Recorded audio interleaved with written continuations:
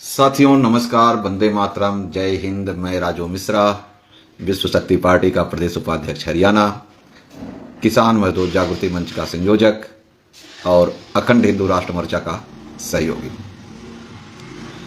जैसे कि आपने अभी टैगलाइन देखा कि आरबीआई के द्वारा दिए गए जवाब का पोस्टमार्टम, तो मुद्दा ये नहीं था, लेकिन बहुत सारे मैसेज, बहुत सारे व्हाट्सएप मैसेंजर, अलग अलग प्लेटफॉर्म पे बहुत सारे लोगों ने पूछा कि मैंने इस पे एक थोड़ा सा डिक्लेरेशन डाल दिया था कि अगर RBI act paper currency act 1882 और कोइनेज एक्ट 1906 रिजेक्ट हो गए यानी निरस्त कर दिए गए, तो भारत में जो चल रही मुद्रा है, चल रहा रुपया यानी वचन पत्र है, यह किस धारा के तहत कैसे छापी गई, इसका मतलब ये सारा अवैध है।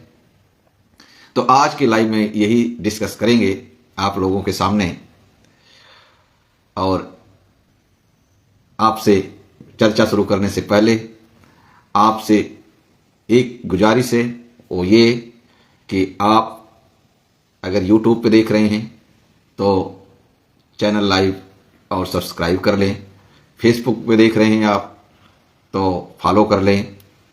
इससे आपका कुछ लगता नहीं है, लेकिन हमें इससे बहुत कुछ मोटिवेशन मिलता है। अब चर्चा शुरू करते हैं और आज बहुत अच्छा इसका आपको प्रमाण भी देंगे, जो अभी आपको बताएंगे। तो दोस्तों चर्चा शुरू करते हैं, क्योंकि हमारे यहाँ पे मौसम थोड़ा ख़राब है और ख़राब मौसम के कारण लाइट यानी बिजली की आपूर्ति ठप्प है। फिर भी मैंने आपको पोस्ट डाल दिया था, इसलिए लाइव आया हूं और कोशिश करूंगा कि 15-20 मिनट में ही आपको ये सारा खेल समझ में आ जाए। दोस्तों, आप लोगों ने पुराने समय में एक फिल्मी गाना आया था, सुना होगा, और वो गाना था कि दुश्मन न करे दोस्त ने वो काम किया है, उम्र भर का गम हमें इनाम दिया है। जिस गाने का जिक्र कर रहा हूं, यह गाना तो मुझे नहीं पता किसने लिखा था, लेकिन ये गाना जो लिखा था वाकई उसकी बहुत बड़ी दूरदृष्टि और बहुत ही उम्दा सोच थी। तभी जाकर के उसने ये शब्द लिखे कि दुश्मन न करे दोस्त ने वो काम किया है, उम्र भर का गम हमें इनाम दिया है। आज बात करते हैं, आप लोगों ने पिछले 3-4 दिन से देखा होगा एक सोशल मीडिया पे बहुत ज्यादा वायरल हो रहा है आरटीआई का जवाब।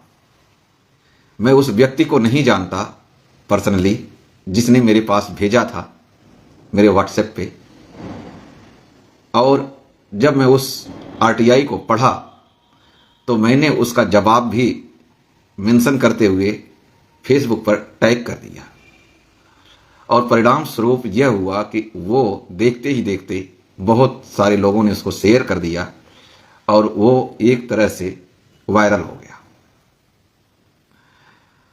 और लोग तरह तरह से मेरे पास सवाल करना शुरू कर दिए। तो मैंने कहा चलो आज क्यों ना उसके ऊपर कम शब्दों में आपको बता ही दे। दरअसल हमारे देश में जो करेंसी चल रही है, यह आज से नहीं चल रही है। हमारे देश में मुद्रा का, रुपए का जो लेन देन प्रारंभ हुआ, वो शेर शाह सूरी जी ने शुरू किया, जिनका शासनकाल 16वीं शताब्दी में था और लगभग 5 साल उनका शासन था, और उसमें इस रुपए के आविष्कार को बहुत अच्छा कदम माना जाता है। और इसके अतिरिक्त रुपए का कहीं कोई जिक्र नहीं मिलेगा। एक मिनट, आंधी चल रही है, थोड़ा सा गेट बंद कर दे।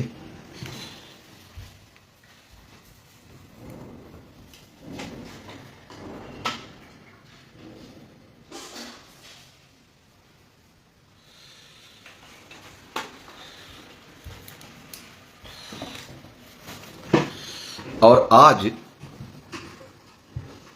उसके लिए शेर शाह सूरी को लोग याद करें या ना करें, लेकिन शेर शाह सूरी ने अपने शासन काल में ये जो रुपए का आविष्कार किया या रुपए नामक शब्द का प्रचलन में ले आए आम जनता के बीच में, यह रुपया असलियत में वहीं से शुरू हुआ और अंग्रेजों ने इसको शेर शाह सूरी के जो रुपए का जो पैमाना था उसको कॉपी पेस्ट किया और अपने कानून में उसे दर्जा दिया और उस कानून के दर्जा के साथ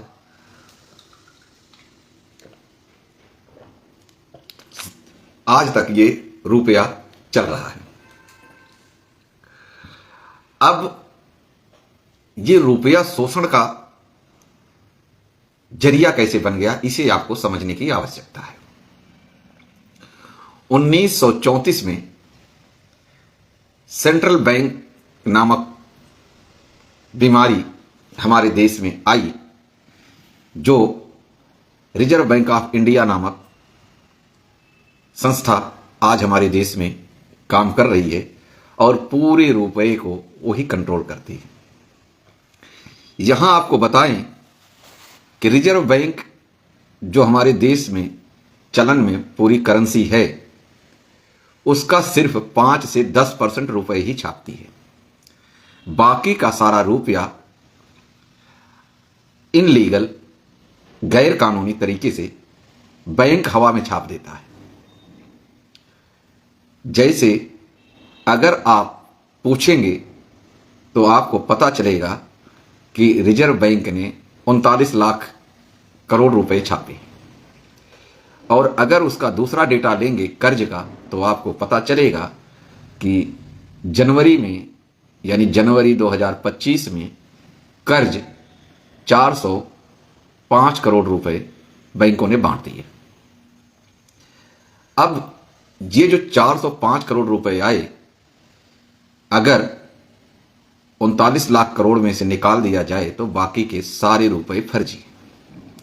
और ये जो आरटीआई आप लोगों के सामने आई है, आरटीआई का जवाब, इसमें सीधा सीधा लिखा है कि पेपर करेंसी एक्ट 1882, सिक्का अधिनियम 1906 को निरस्त किया गया है और सिक्का अधिनियम 2011 के प्रावधान के तहत चलन में, यानी सीधा सीधा आरबीआई ने यह कह दिया कि जो आपके हमारे जेब में ये बैंक नोट या यूं कहे चूरन वाले नोट या यूं कहे नकली करेंसी है, यह पूर्ण रूपेण अवैध है। वह क्यों है? क्योंकि ये जब 1882 और 1906 को निरस्त कर दिया तो किस कानून के तहत ये छापा, यह नहीं बताया। और यहां एक बात और बताएं कि सिक्का अधिनियम 2011 में रुपए छापने का कहीं कोई जिक्र नहीं कि आप पेपर करेंसी छाप सकते, और न ही उसमें कोई मानक की जगह है। मतलब साफ है कि जो ये आरबीआई ने इनडायरेक्टली आपको बता दिया कि हमारे पास रुपया छापने का कोई कानून ही नहीं है। लेकिन विडंबना देखिए कि आज भी रिजर्व बैंक जब 2 रुपए से ऊपर के नोट छापती है तो हमारी सरकारों से, गवर्नमेंट ऑफ इंडिया से लगभग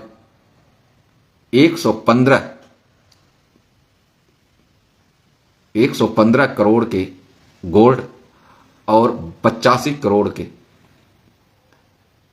फॉरेन रिजर्व यानी डॉलर, विदेशी मुद्रा रिजर्व रखती है, तब छापती है, क्योंकि वो देना तो है नहीं।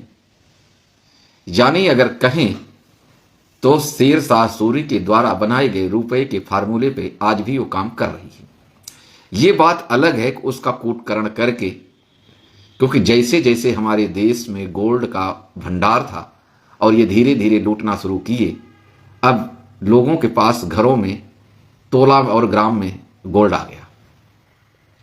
जहां हमारे देश में पहले चांदी और सोना किलो और मन में उपलब्ध होते थे, आज हमारे घरों में ग्राम और तोला में आ गया। यहां मजे की बात आपको यह भी समझना होगा कि तोला का भी कूटकरण किया गया।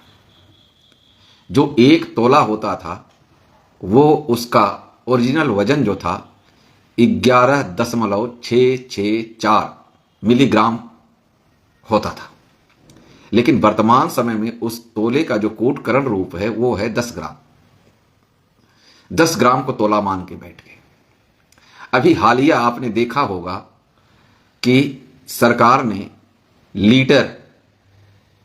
लीटर नामक की आपने एक इकाई सुनी होगी, लीटर का भी कूटकरण कर दिया है। लेकिन हम सो रहे हैं, हमें पता नहीं। हम तो पहुंचे जी 1 लीटर ये चीज दे दीजिए।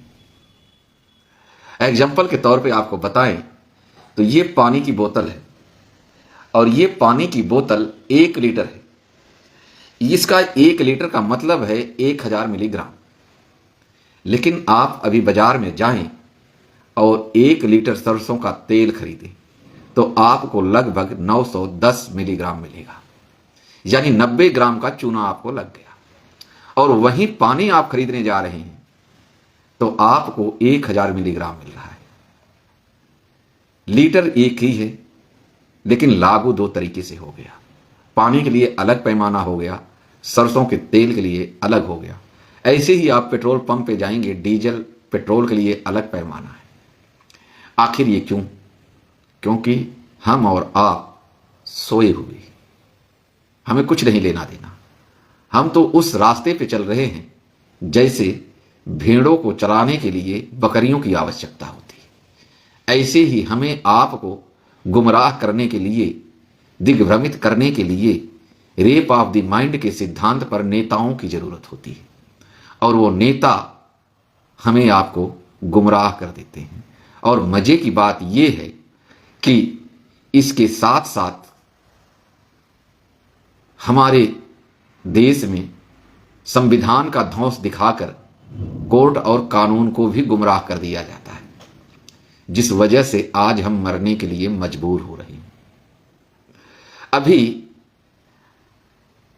हमारे देश के प्रधानमंत्री श्री बख्तावर खिलजी जी बिहार का दौरा किए। बिहार के दौरे पर उनको शेरशाह सूरी के समय का रुपया भेंट दिया गया। आज अगर उस रुपए को जो भेंट दिया गया, उस रुपए को मार्केट में आप लेके जाएं तो कम से कम यकीन मानिए उस रुपए की कीमत, आकलन तो किया नहीं जा सकता, लेकिन मेरा मानना है कि आज इस महंगाई के दौर में कम से कम 1 क्विंटल अनाज आपको मिल सकता है। वहीं आप आज का 1 रुपए का सिक्का लेके जाइए, आपको टॉफी भी नहीं मिलेगी।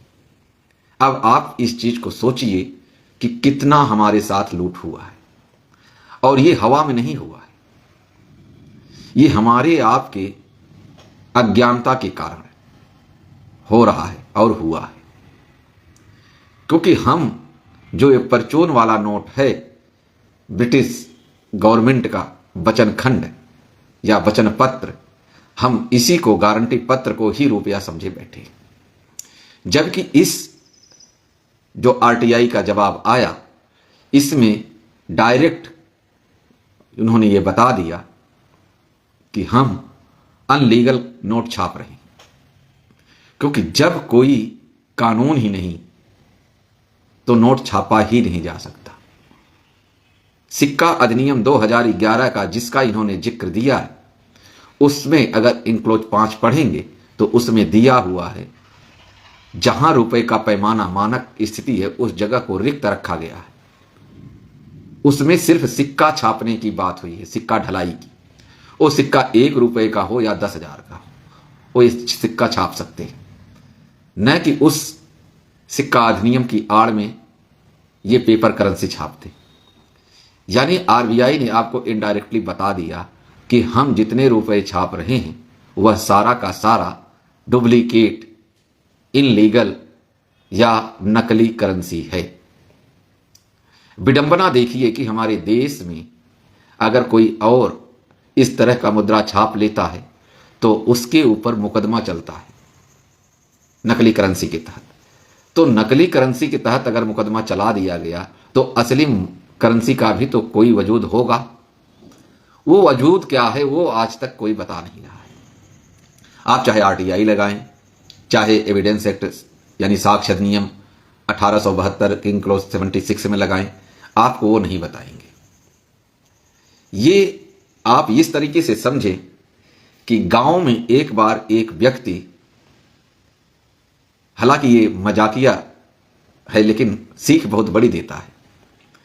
एक व्यक्ति गांव में बीच चौराहे पे जाकर के एक खूंटा गाड़ देता है और वो जगह जो होती है ग्राम सभा की होती है, यानी ग्रामीण अंचल की पंचायती जमीन होती है, और वहां अपनी भैंस बांधने के लिए लेके आता है। गांव वाले इतराज करते हैं, पंचायत बैठती है और उस पंचायत में उसे तलब किया जाता है।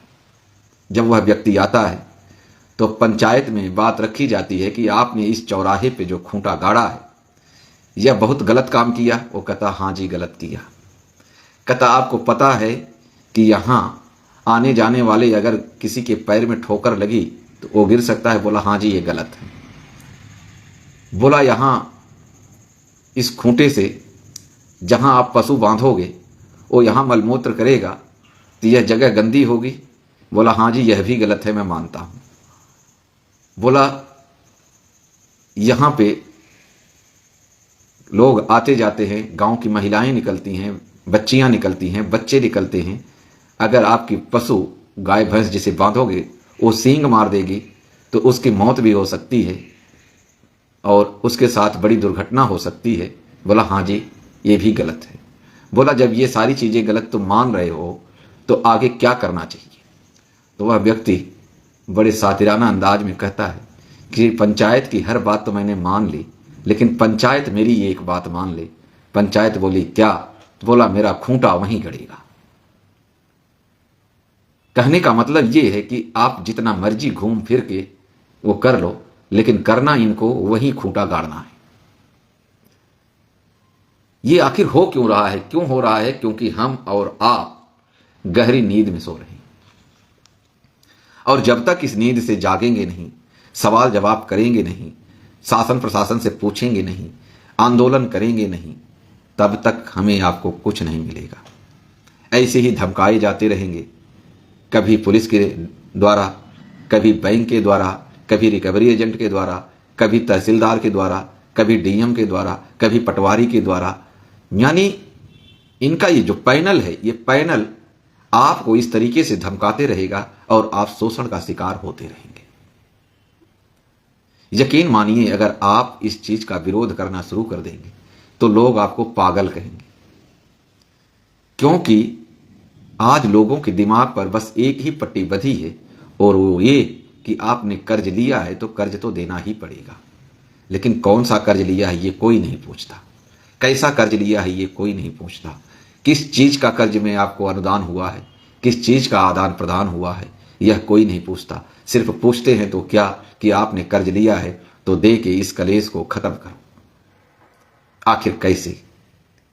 अगर एक आम व्यक्ति, साधारण व्यक्ति, या यूं कहें कोई भी XYZ इस पर्ची के जैसे नोट छाप दे तो उसके ऊपर संगीन धाराओं में मुकदमा दर्ज कर लिया जाता है।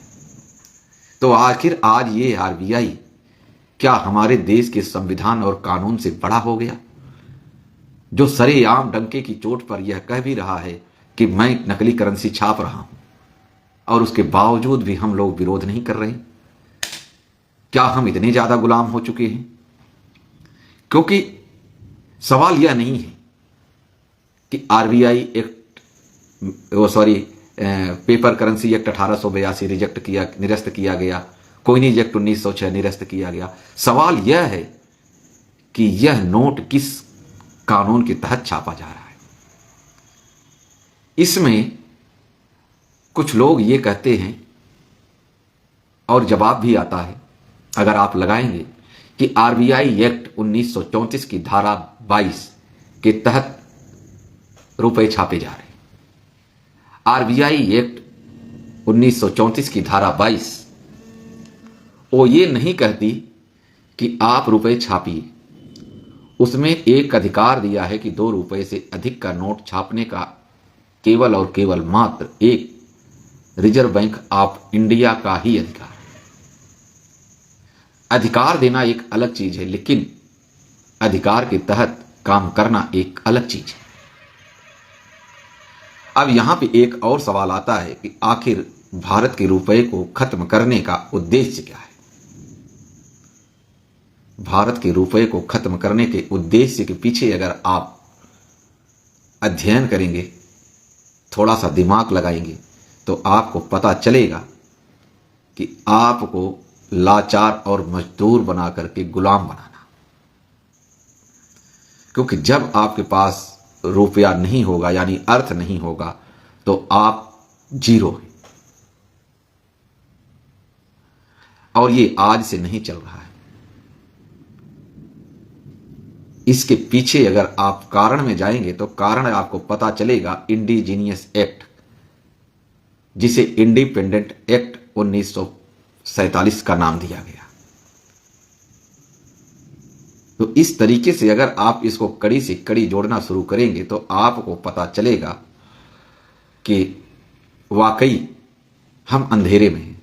अंधेरे में नहीं, हम बहुत गहरे अंधेरे में हैं। और इस गहरे अंधेरे का कारण हम आप स्वयं हैं, और ढकेलने वाले हमारे देश के ये गद्दार नेता हैं। आपको बताएं, इसके साथ एक और छोटी सी बात, फिर लाइव खत्म करते हैं, क्योंकि बिजली है नहीं और गर्मी बहुत ज्यादा है। हमारे देश का अंतिम मुगल शासक जो दिल्ली में राज कर रहा था, उसका नाम था बहादुर शाह जफर। बहादुर शाह जफर एक ऐसा गद्दार हमारे देश का था जो 1857 की क्रांति के बाद अंग्रेजों की गोद में जा बैठा। और अंग्रेजों ने उसे क्या किया, उसे रंगून बर्मा में ले जाकर के कैद में डाल दिया। लेकिन जब वो मरा तो उसकी अंतिम इच्छा थी कि हमारी कब्र दिल्ली में बने। लेकिन दिल्ली की तो न उसे तख्त ताज मिला और न ही उसे दिल्ली में 2 गज जगह मिली। ऐसा ही हमारे देश के जो वर्तमान में गद्दार नेता हैं, ऐसा ही इनके साथ होगा। आज इस मेरी बात को नोट करके आप रख लेना, क्योंकि जिस दिन हम और आप गुलाम होंगे उस दिन ये सभी नेता ब्रिटेन में बैठेंगे, क्योंकि इन्होंने पहले ही डॉलर इकट्ठा कर लिया। ब्रिटेन और अमेरिका में जब बैठेंगे तो न तो इनको हिंदुस्तानी धरा नसीब होगी, न हिंदुस्तानी जलवायु नसीब होगी, न हिंदुस्तानी आवाम के इनके दर्शन होंगे, और ये जिल्लत भरी जिंदगी उस बहादुर शाह जफर के जैसे जीने को मजबूर हो जाएंगे। क्योंकि ये जो यहूदियों का जो एजेंडा है हमें आपको गुलाम बनाने का, क्योंकि हम गुलाम तो कागजों में तो हैं, लेकिन अभी प्रत्येक व्यक्ति को गुलाम कैसे अपने अधीन रखा जाए, ये सिस्टम अभी लागू होना है। और ये सिस्टम की ट्रायल चल रही है। आपने देखा होगा जगह जगह पे मॉक ड्रिल, इसके अतिरिक्त ब्लैक आउट, ये सब टेस्टिंग हो रहा है। और इस टेस्टिंग के तहत आप कितने हद तक इनका साथ दे रहे हैं ये देख रहे हैं। तो इसलिए मेरे दोस्तों, आपको जागना होगा। आपको, अरे आप देश को छोड़िए, मैं नहीं कहता कि आप आइए देश के लिए, आप आगे आइए। अरे कम से कम आप अपने परिवार के लिए तो आगे आइए, आप अपने बच्चों के लिए तो आगे आइए। यकीन मानिए, अगर आपकी सोच में ये आ जाएगा कि आप अपने परिवार के लिए कुछ करना चाहते हैं, उन्हें अपने जैसे जिंदगी नहीं जीने देना चाहते, तो आप यकीन मानिए आपके अंदर बदलाव आएगा। और जब आपके अंदर बदलाव आएगा तो आप अपने अड़ोस पड़ोस में बताएंगे, उनमें बदलाव आएगा। जब उनमें बदलाव आएगा तो आपकी गली में बदलाव आएगा, गली में आएगा तो मोहल्ले में आएगा, मोहल्ले में आएगा तो आपके एरिया में आएगा, कॉलोनी में आएगा। इसी तरीके से ये बदलाव संभव होगा। क्योंकि आप याद कीजिए, एक अकेला मंगल पांडे अगर 24 घंटे में इतनी बड़ी क्रांति कर सकता है, उस समय पर तो फोन भी नहीं थे, मोबाइल भी नहीं था। आज तो आप उससे बहुत एडवांस हो। तो मेरे दोस्तों, आपको जागना पड़ेगा, अपने बच्चों के हक के लिए आपको लड़ना पड़ेगा। और जब तक आप इस मुहिम में आगे नहीं बढ़ोगे, आप इसी तरह से शोषित होते रहोगे। आपका शोषण ऐसे ही होता रहेगा। न कोई राजू मिश्रा आपको बचा सकता है, न गंगाराम तिवारी आपको बचा सकता है, न विनय पांडे बचा सकता है। ऐसे बहुत सारे हमारे साथ जुड़े क्रांतिकारी हैं जो आपको बचा नहीं सकते, क्योंकि खुद ही को कर बुलंद है इतना कि भगवान भी पूछे कि आपकी मनसा क्या है। जब तक आप इस हौसले, इस जज्बे के साथ नहीं चलोगे, तब तक आप कुछ नहीं कर सकते। किसी ने लिखा है, और हमें बुज़दिलों का साथ भी नहीं चाहिए। हमें तो वो बंदे चाहिए, वो व्यक्ति चाहिए जिनके अंदर दिलेरी हो। धन हो ना हो इस बात का कोई मतलब नहीं, लेकिन आपके पास हौसला, जज्बा और दिल होना चाहिए। क्योंकि किसी ने लिखा है कि बुज़दिलों से खतरा हमेशा दिलेर को, बुज़दिलों से खतरा हमेशा दिलेर को, और मौके पे चूहा भी खेद लेता है शेर को। तो हम इस बुज़दिलों से हम दूर ही रहते हैं। आपको अपनी लड़ाई के लिए आगे आना होगा। अभी हमारी टीम, हमारा संगठन एक जन आंदोलन का ऐलान किया हुआ है, जो 9 तारीख को यानी 9 जून को राजस्थान बांदीकुई में बहुत बड़ा जन आंदोलन होने जा रहा है। उसमें इस मुद्दे को रखा गया है, और सारे मुद्दों को हटा करके पहले अर्थ की लड़ाई के लिए हम सामने आ रहे हैं। क्योंकि हमारे देश की जनता जिस तरीके से कर्ज के दलदल में फंसा दी गई है, जब तक वह व्यक्ति कर्ज से, इस कर्ज रूपी दलदल से रिलैक्स नहीं पाएगा, वो और क्रांति कैसे करेगा। क्योंकि जब आप सुबह से शाम तक दिहाड़ी मजदूरी मेहनत करते हैं, और शाम को पता चला कि वो बैंक वाले रिकवरी एजेंट भेज करके आपके पास से शोषण के तरीके अनुसार पैसे ले लिए, तो पता चला आपके घर में बच्चों के लिए रोटी का आपके पास गुंजाइश नहीं है। ऐसा व्यक्ति, भूखा व्यक्ति क्या क्रांति करेगा। तो हमारा पहला उद्देश्य है कि क्यों न हम ये जन क्रांति को इस तरीके से लाएं कि लोगों को इस दलदल से भी निकाला जाए, और देश की जनता को एक सटीक मैसेज जाए, और उस मैसेज की चिंगारी से पूरे देश में एक आवाहन हो, और उस आवाहन से आम जन राहत की सांस महसूस करे, राहत की सांस ले। और जब राहत की सांस लेगा, तो हम अगली लड़ाई के लिए कदम बढ़ाने के लिए मजबूर हो जाएंगे और बाध्य हो जाएंगे। साथ में हमारे पास जनशक्ति, साथ में हमारे पास आत्मशक्ति, साथ में हमारे साथ पारिवारिक शक्ति, साथ में हमारे पास दिमाग की सोचने की शक्ति होगी। लेकिन अगर हम कर्ज के दलदल में इसी तरह से फंसे रहेंगे, तो हम कुछ नहीं कर पाएंगे। न हम क्रांति कर पाएंगे, न हम लोगों को बचा पाएंगे, और न ही हम इन दमनकारी, शोषणकारी नीतियों का विरोध कर पाएंगे। हम क्या कर पाएंगे? 2 ही चीज, या तो मैं रोड पर बैठ करके हम लोग भीख मांगे, और या फिर जा करके आत्महत्या कर लें। सोचना आपको है मेरे दोस्तों, करना आपको है मेरे दोस्तों। हम सिर्फ आपके लिए आगे रास्ता प्रशस्त करने के लिए आपके साथ चलने को तैयार हैं। जहां भी बुलाएं हम तैयार हैं, हमारी टीम तैयार है। हम लोग खुले मन से आपके साथ में हैं। लेकिन एक कदम आप बढ़ाओ तो सही। आप यकीन मानिए, अगर आप एक कदम संगठन के साथ बढ़ाते हैं, तो संगठन 10 कदम आपके साथ बढ़ाएगा। इसी के साथ आज का लाइव यहीं खत्म करते हैं, समाप्त करते हैं। मिलते हैं आपको अगले सेशन में नई चर्चा के साथ, क्योंकि बरसात और आंधी का मौसम हो रहा है, अंधेरा हो रहा है, तो मौसम की भी वजह से, वरना आपको बहुत सारी चीज़ें और बताते गहराई में जाके। फिलहाल लगभग आधा घंटा से अधिक हो गया, आपने मुझे सुना, और समझने के लिए आपको मैं बाध्य नहीं करूंगा, लेकिन सोचने के लिए ज़रूर मजबूर करूंगा कि आपने जो सुना, इस पे आप एक बार ज़रूर चिंतन करना। आप क्योंकि मैं कोई बहुत बड़ा विद्वान नहीं हूँ, मैं भी आपका ही भाई हूँ, आपके ही जैसे एक आम आदमी हूँ। और अगर मेरे द्वारा बोले गए कहे गए शब्दों से किसी को हर्ट हुआ हो, किसी को ऐसा लगा हो कि मैं उनकी भावनाओं से अनजाने में खेल गया, तो आपसे क्षमा चाहते हैं। लेकिन मैंने जो बातें बोली वह सत्य बोली और प्रामाणिकता के साथ बोली है। तो उम्मीद करते हैं कि आप हमें समझ चुके होंगे, अपने परिवार के लिए आप कदम बढ़ाएंगे। और अगर आप इस हमारे